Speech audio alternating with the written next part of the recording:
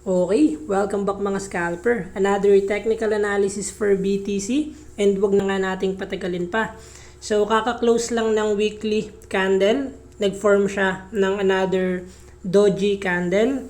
So undecided yan pag ganito kung makikita nyo below average yung volume. Silipin natin sa daily time frame. Still currently sideways pa rin yung market. So dito lang siya naglalaro sa support and resistance natin. But kung makikita nyo ngayon, nagbabagsakan yung mga altcoin. So beware to take long position muna.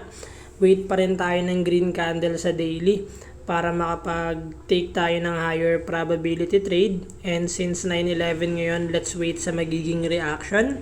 So, expect pa rin natin both sides kung saan yung magiging breakout and dun yung possible direction ng trend natin. If magbagsak dito, so mag-expect na kayo na possible medyo malalim.